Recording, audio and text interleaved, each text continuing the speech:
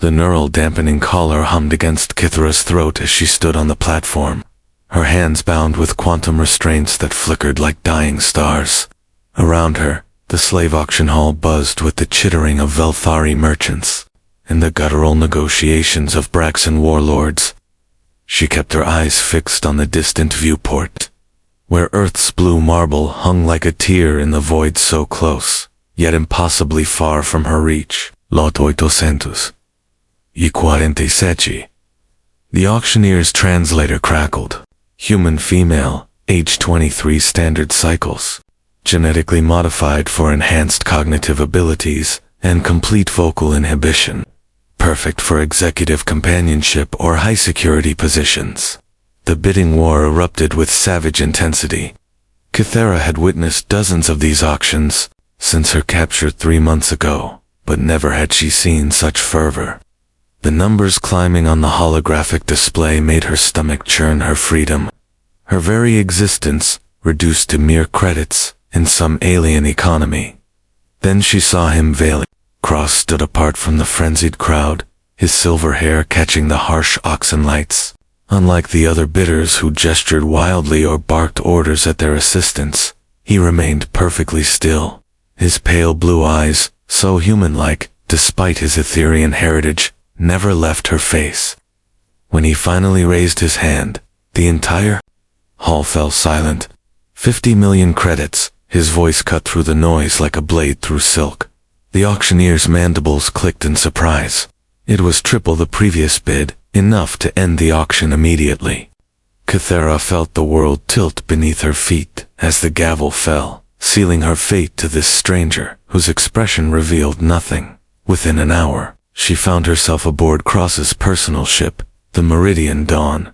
The quantum restraints had been replaced with a simple bracelet that monitored her vitals, and the neural collar remained a constant reminder of her status.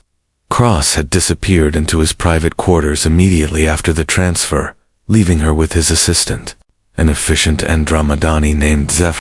"You'll have your own quarters," Zephora explained, her rainbow-hued skin shifting through various shades of professional indifference. "The CEO values privacy above all else. Your duties will be explained once we reach Nexus Prime." Kythera nodded, unable to speak even if she wanted to.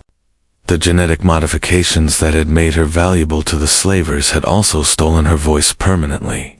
She communicated through gestures and expressions, a language that few bothered to learn. But as the ship jumped to hyperspace, she caught Cross watching her through the reflection in the corridor's polished walls. Something in his gaze made her pulse quicken not fear, but recognition, as if he saw something in her that others had missed. The Meridian Dawn was heading toward the Nexus Prime system, where Cross Corporation held dominion over 17 worlds. She was traveling toward the heart of one of the galaxy's most powerful business empires, owned by a man whose reputation for ruthless efficiency was legendary. Yet something about Valian Cross didn't match the stories. The way he'd bid for her wasn't the calculated move of a corporate shark, it was desperate, almost protective. As the stars streaked past in ribbons of light, Kythera pressed her palm against the cool metal of her new prison's walls and wondered what destiny awaited her in the shadows of Nexus Prime. 3 weeks into her service, Kythera had mapped every corner of Cross Corporation's orbital headquarters. The massive station hung in the void like a crystalline spiderweb, its 100 levels housing the administrative heart of an empire that spanned multiple star systems. She moved through its corridors like a ghost, carrying data tablets and confidential documents between departments, invisible to all but those who needed her services. Valian Cross was an enigma wrapped in corporate efficiency. He worked 18-hour days, attended virtual conferences with alien dignitaries, and commanded respect through sheer force of intellect rather than intimidation. Yet Kythera noticed things others missed the way his jaw tightened when discussing the slave trade regulations, how his fingers drummed against his desk during calls with the Velthari Commerce Guild, the barely perceptible pause when her presence was mentioned in meetings. Her quarters were spacious by slave standards, with a small viewport overlooking the nebula that painted Nexus Prime's sky in shades of purple and gold. She spent her evenings there, sketching on a tablet Sephora had provided. Drawing had become her voice in a universe that had stolen her words. The breakthrough came during a board meeting on Sublevel 47. Kythera stood against the wall, holding a stack of contracts, while 12 of the galaxy's most powerful beings argued over mining rights in the Kepler sector, when the holographic display malfunctioned, showing corrupted data that would have cost the company billions. She stepped forward. The room fell silent as she approached the central console. Her fingers flew across the interface, rewriting code, with the enhanced cognitive abilities that had made her so valuable. Within minutes, she had not only fixed the display, but uncovered a deliberate sabotage attempt by their competitor, Titan Industries. "Remarkable," whispered Director Noxandra, her 4 eyes blinking in sequence. "The slave has just saved us from a carefully orchestrated corporate attack." Valiant's gaze met Kythera's across the room. For the first time since her purchase, she saw something other than professional distance in his expression. There was surprise, yes, but also something deeper respect, perhaps even admiration. After the board members departed, he approached her slowly, as if she were a wild creature that might bolt at any moment. "You didn't just fix the system," he said quietly. "You improved it, enhanced the security protocols, streamlined the data flow." He paused, studying her face. "Why help me?" Kythera touched her throat, frustrated by the silence that imprisoned her thoughts. Then she pulled out her tablet and began to sketch. Her stylus moved with quick, sure strokes, creating an image that made Valiant's breath catch. It was Earth, seen from space, but not as it appeared from the viewport. This was Earth as it lived in her memory blue oceans, unmarred by orbital factories, white clouds that danced over green continents. A world of infinite possibility, before the corporations had carved it up like a resource to be exploited. Below the planet, she drew 2 figures, a human woman in chains, and a man whose face was obscured by shadow, reaching toward each other across an impossible distance. Valiant stared at the image for a long moment. When he looked up, something fundamental had shifted in his expression. "You're not just property to me," he said, the words barely above a whisper. "You never were." The neural collar's red light pulsed against her throat, a reminder of the barriers between them. But in that moment, surrounded by the cold efficiency of corporate power, something warm and dangerous began to grow in the space where their eyes met, a recognition that defied every law and contract that bound them. The attack came without warning during the 3rd shift, when Nexus Prime's artificial aurora painted the station's corridors in shifting shades of green and gold. Kythera was delivering encrypted files to the security division when the lights flickered and died, replaced by the blood-red glow of emergency illumination. "Hull breach on levels 60 through 70, the station's AI announced in its maddeningly calm voice. "All personnel report to designated safe zones." This is not a drill, but Kythera knew better. The explosions were too precise, too coordinated to be accidents. Someone was making a play for Cross Corporation, and they'd chosen the perfect moment when most of the senior staff were attending the annual Galactic Trade Summit on Kepler-44 to be. She found Valiant in his office, frantically coordinating the defense from his command console. His usually perfect appearance was disheveled, silver hair falling across his forehead as he barked orders to security teams scattered across the station. "Titan Industries," she mouthed, pointing to the tactical display showing the attacking ships. He shook his head grimly. "Worse, the consortium. They've been planning this takeover for months." His fingers flew across holographic controls. "If they capture the station, they'll have access to every trade route, every corporate secret, every." The office door exploded inward, and 3 figures in combat armor stormed through the smoke. The leader pulled off her helmet, revealing the scarred face of Brigadier Yexhara, the consortium's most feared enforcer. "Valiant Cross," she purred, her voice like grinding metal. How thoughtful of you to stay behind. This makes our acquisition so much more efficient. The board will never approve a hostile takeover, Valian replied, moving protectively in front of Kythera. The other corporations won't stand for. The board is dead, Yexra interrupted with casual brutality. Tragic accident at the summit. Reactor malfunction, they say. Such a shame. Her eyes fixed on Kythera, with predatory interest. And what do we have here? The famous silent slave. I've heard you possess some rather unique talents. What happened next defied every expectation. As Yexhara soldiers raised their weapons, Kythera stepped forward.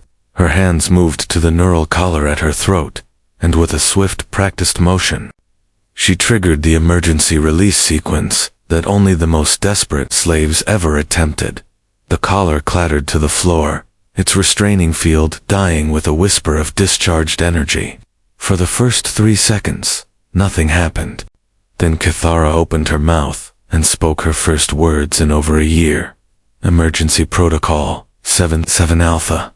Authorization, Kythera 97 Prime. Execute immediate lockdown. The station's AI responded instantly to the command codes that shouldn't have existed, that no slave should have known. Blast doors slammed shut, cutting off Yexhara's reinforcements.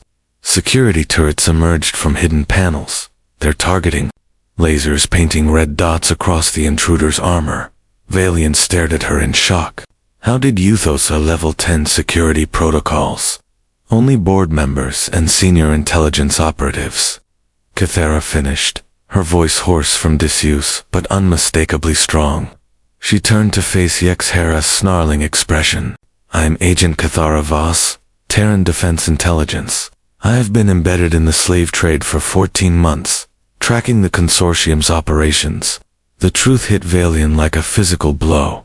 Everything he thought he knew, the auction, her silence, her apparent helplessness, had been an elaborate cover. She hadn't been a victim rescued by chance. She'd been an agent executing a mission that required her to sacrifice her freedom, her voice, even her identity. You used me, he whispered, the words heavy with betrayal. My corporation, my resources, all of it, was just part of your mission.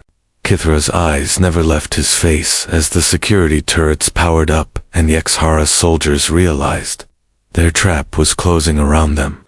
In that moment, with truth hanging between them like a blade, she had to choose between duty and something far more dangerous, something that felt dangerously like love. The battle for Nexus Prime raged for 18 hours, turning the elegant corporate headquarters into a maze of shattered corridors and emergency bulkheads. Kythera moved through the chaos like a force of nature unleashed, her true training finally revealed as she coordinated the defense with ruthless efficiency. But it was the silence between her and Valian that cut deeper than any weapon. He commanded the corporate security forces with mechanical precision, never once looking directly at her even as they worked side by side to repel the consortium's assault. When she offered tactical advice, he acknowledged it with curt nods. When she saved his life by tackling him away from a plasma grenade, he thanked her with the same tone he used to thank his coffee server.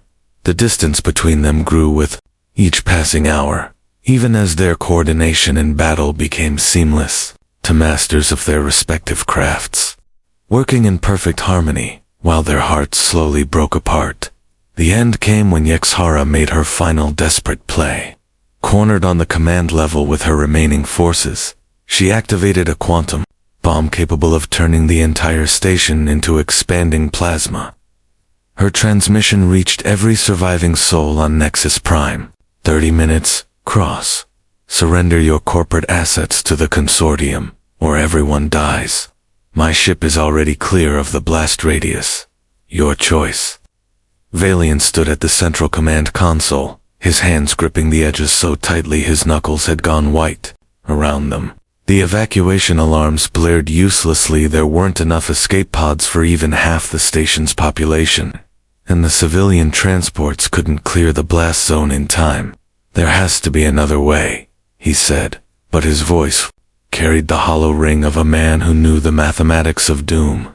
Kythera moved to stand beside him, her reflection ghostly in the command console's dark surface. For a moment, she saw them as they might have been two people who had found something precious in the vast indifference of space. If only the universe had been kinder.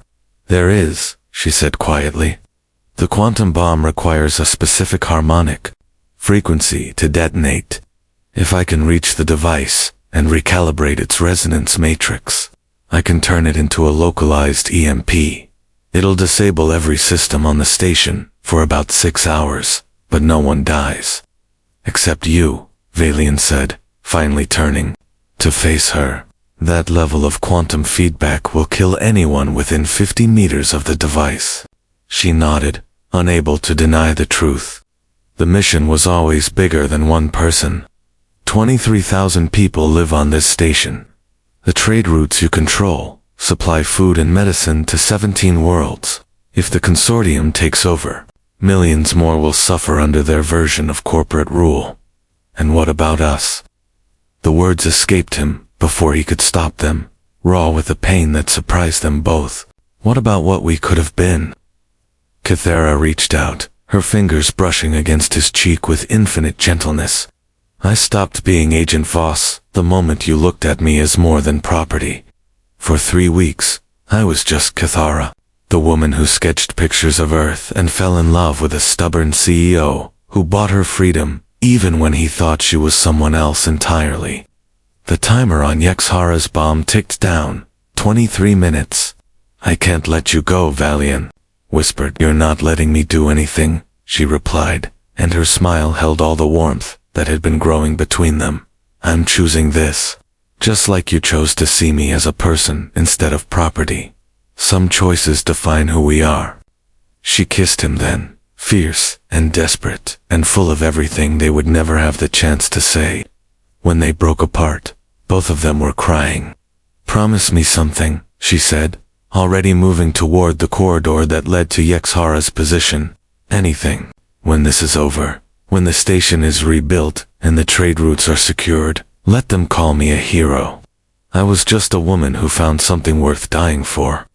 21 minutes remained when she disappeared into the smoke-filled corridors, leaving Valian alone with the weight of love and loss crushing down on his shoulders like the gravity of a collapsing star. Kythera moved through the station's damaged arteries like a ghost seeking redemption. The quantum bomb's location pulsed on her tactical display deck 47, Section Gamma, precisely where the old board meeting room used to stand before. Yexhara's assault team had torn through it with plasma charges. The irony wasn't lost on her. She was returning to the place where Valian had first seen her as more than property, where she had first allowed herself to hope for something beyond the mission. Behind her, through the comm system, she could hear Valian coordinating the evacuation with desperate efficiency. His voice remained steady, professional, but she caught the slight tremor that spoke of a man holding himself together through sheer force of will. He was giving orders to save lives while his heart was breaking, and she loved him even more for the strength it required. "All civilian transports, maintain heading 0-7-Mark-4. Priority evacuation for medical and dependent personnel. Corporate security teams. Establish perimeter." At a burst of static cut off his voice as Kythera entered the heavily damaged section. Here, the station's artificial gravity fluctuated wildly, sending debris floating in lazy spirals through corridors lit only by the cherry-red glow of emergency strips. She found Yexhara's remaining forces, holed up behind hastily erected barricades, their armor scorched and pitted from hours of combat. The quantum bomb sat in the center of their position like a metallic flower, its surface crawling with energy patterns that hurt to look at directly. "Agent Voss," Yexhara called out as Kythera approached under a white flag improvised from her torn sleeve. "Come to negotiate our surrender." "Come to end this," Kythera replied, her voice carrying across the scarred battlefield. "Your bomb kills everyone, including your own people. That was never the consortium's way. You deal in leverage, not genocide." The brigadier's laugh was bitter. The consortium is changing, Agent. Old methods for a new galaxy. Sometimes you have to break everything to rebuild it properly. Then you've forgotten what you're fighting for. Kythera stepped closer, her hands visible and empty. The consortium was supposed to represent the smaller worlds. The colonies that couldn't compete with corporate giants like Cross Industries. When did liberation become slaughter? When liberation became impossible through other means. Yexhara, scarred face twisted with genuine pain. Do you know what Cross Corporation's mining operations did to my homeworld? Stripped it bare in 50 years, turned a paradise into a dead rock floating in space. 20 billion people relocated to more suitable environments, while his shareholders got rich. The words hit Kythera like physical blows. She had spent 3 weeks falling in love with Valian, seeing only his kindness and intelligence, his capacity for growth and change. But the man she loved was also the heir to an empire built on exploitation, just as she was an agent trained to serve a government that had its own dark secrets. Then change it, she said, her voice carrying a new kind of desperation. You have the leverage now. Cross Corporation's reputation, their trade routes, their influence, use it to make things better, instead of destroying it all. The timer on the quantum bomb showed 11 minutes. You're asking me to trust a love story, Yexhara said, with something that might have been sympathy. A corporate prince and his pet spy, changing the galaxy through the power of their feelings. I'm asking you to trust that people can grow, Kythera replied. That systems can change. That your children don't have to inherit a universe where the only choice is between corporate tyranny and mutual annihilation. For a moment, the battlefield was silent, except for the quantum bomb's ominous humming. Then Yexhara's unit crackled to life with Valian's voice, broadcast on all frequencies. This is CEO Valian Cross, to all consortium forces.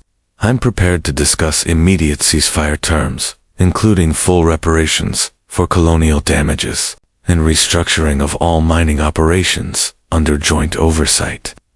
Agent Voss has 8 minutes to clear the blast zone, and I won't let her sacrifice be meaningless. Yexhara stared at Kythera with something approaching wonder. He's willing to give up everything for you. No, Kythera said, her hands already moving toward the bomb's control interface. He's willing to change everything for the chance that we might build something better. The brigadier's weapon lowered slowly. Disarm it, Agent. But if Cross betrays this trust, if this is just another corporate maneuver, then you'll have my permission to kill us both, Kythera finished, her fingers dancing across the quantum matrix controls with the precision of someone who had trained for exactly this moment.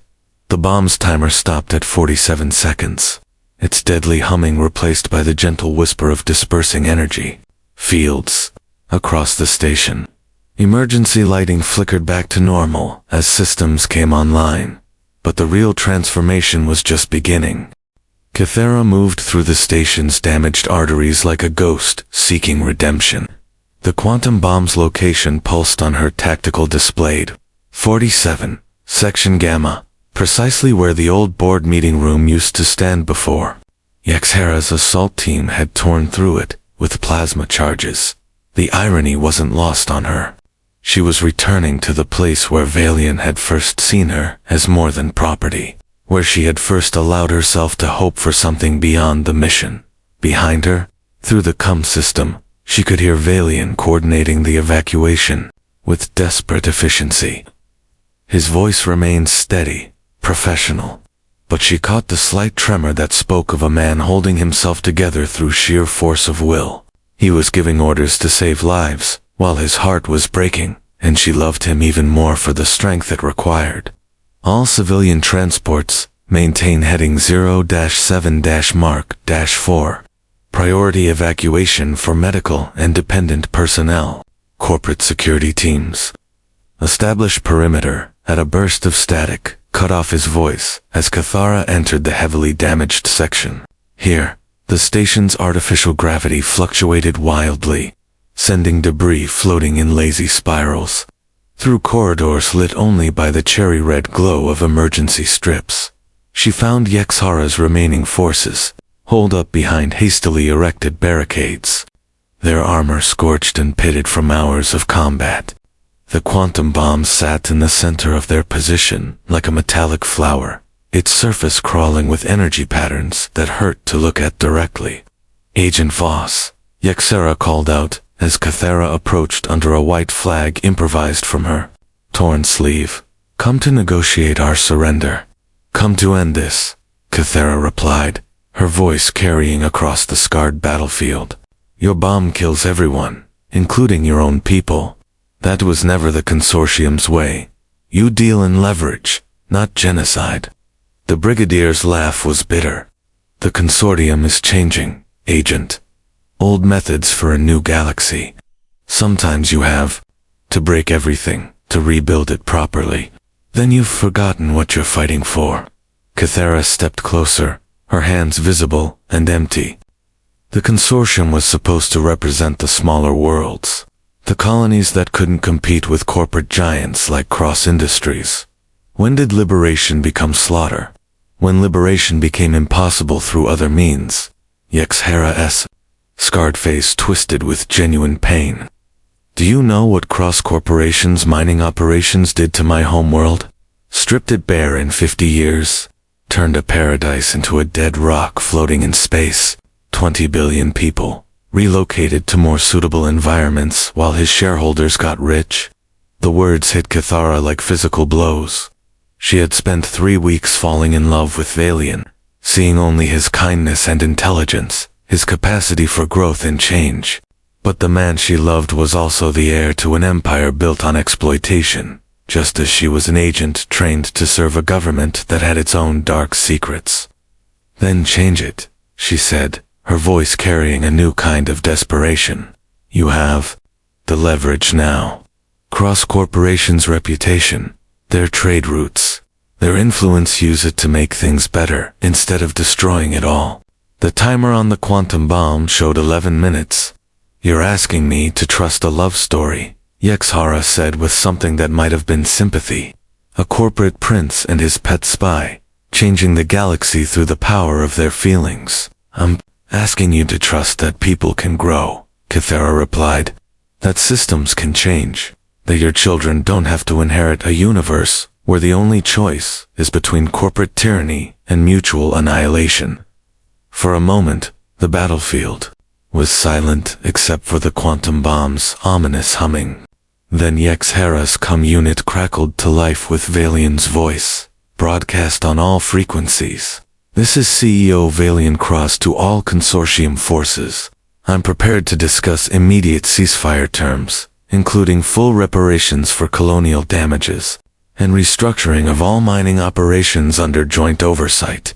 Agent Voss has 8 minutes to clear the blast zone, and I won't let her sacrifice be meaningless." Yexhara stared at Kythera with something approaching wonder. "He's willing to give up everything for you."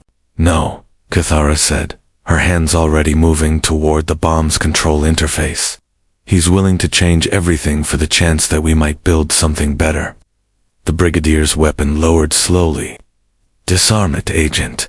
But if Cross betrays this trust, if this is just another corporate maneuver, then you'll have my permission to kill us both," Kythera finished, her fingers dancing across the quantum matrix controls with the precision of someone who had trained for exactly this moment.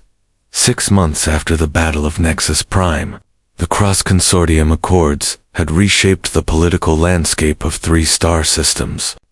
Mining operations that had stripped entire worlds bare were transformed into sustainable extraction programs overseen by joint colonial corporate committees. Trade routes that had funneled wealth to corporate coffers now carried medical supplies and educational resources to Outer Rim colonies, and in the rebuilt executive offices of Nexus Prime, 2 people who had found each other across impossible barriers worked side by side to build something unprecedented in galactic history. Kythera stood at the great viewport in what had once been Valian's private office, now converted into a joint diplomatic center.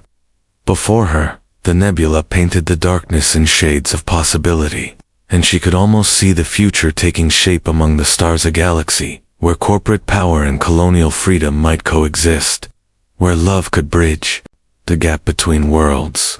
The Andromedani delegation is arriving in 3 hours, Valiant said, entering with a data tablet that showed shipping manifests and medical supply distributions.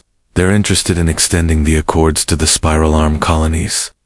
She turned to smile at him, this man who had chosen transformation over tradition, growth over greed.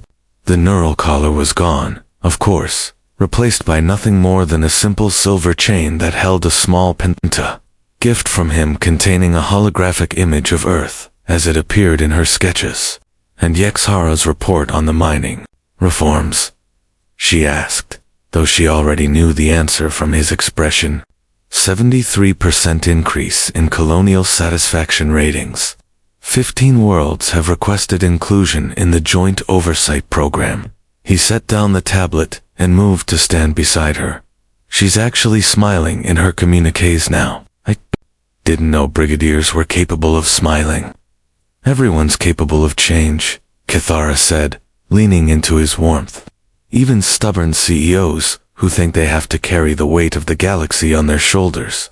Through the viewport, a new ship was approaching, sleek and silver, bearing the insignia of the Terran Defense Intelligence. Her former handler, Director Selim Rix, had finally arrived for what the diplomatic records called a routine evaluation of ongoing operations. But Kithara knew better. TDI wanted their agent back, wanted to end what they saw as an unauthorized romance that complicated their carefully laid plans. Director Rix had made it clear in his recent transmissions that her mission was complete, her cover blown, her usefulness in the field compromised by emotional attachment. You don't have to see him, Valiant said quietly, reading her tension, with the intuitive understanding that had grown between them.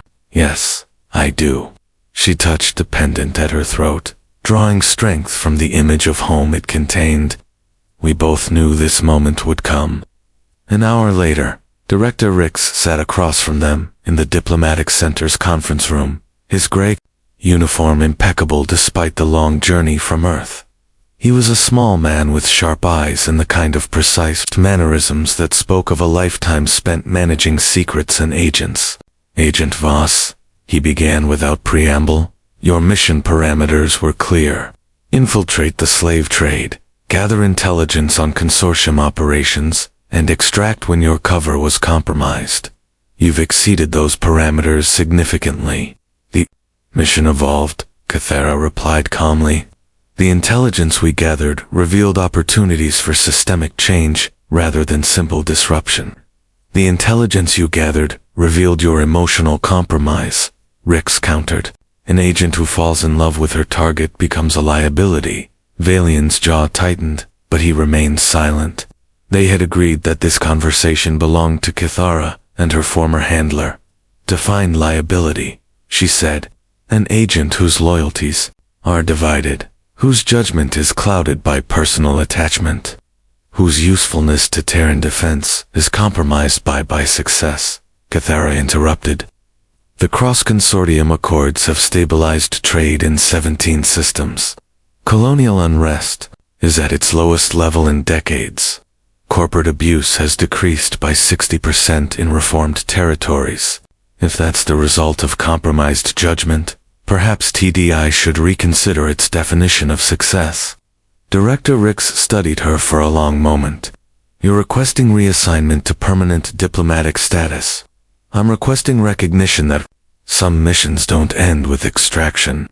They end with transformation, and if I order you to return to Earth, if I remind you that you swore an oath to serve Terran interests above personal desires. The question hung in the air like a sword above their heads. Everything they had built, everything they hoped to achieve, balanced on her answer. Kithara reached across the table and took Valiant's hand, their fingers intertwining with the natural ease of partners who had chosen each other across every barrier the universe could place between them. Then, I would remind you that Terran interests are best served by agents who understand that some things are worth more than orders, she said. Love doesn't make us weak, Director. It makes us fight harder for the things that matter. Rix was quiet for several minutes, his sharp eyes moving between them as if reading some equation invisible to others. Finally, he sighed. Agent Voss is officially reassigned to the diplomatic corps, effective immediately. Her new posting is as Special Liaison for Corporate Colonial Relations, stationed at Nexus Prime. He stood, smoothing his uniform. Try not to let the galaxy know that Terran Defense Intelligence has gone soft. After he left, Kithara and Valiant sat in the conference room as the artificial sunset painted the viewport in shades of gold and crimson. She had chosen love over duty. He had chosen change over profit. And together they had built something that neither could have achieved alone. No regrets? He asked softly. Only one, she replied, turning to face him with a smile that held all the warmth of 1,000 suns. I regret that it took a slave auction for me to find you. Then perhaps the universe knew what it was doing. After all, they kissed as the stars wheeled overhead, two hearts that had learned to speak a language louder than words, building a future where love and justice could flourish among the endless possibilities of space. And in the distance, Earth continued its patient orbit, waiting for the day when its children would return home, with stories of how silence and stubbornness had saved the galaxy. One reformed corporate empire at a time, the Neural Collar sat in, a place of honor on Kithara's desk, not as a reminder of bondage, but as proof that even the strongest chains could be broken when two people chose to trust in something greater than the systems that sought to divide them. Their hearts had indeed spoken louder than words, and the galaxy would never be the same.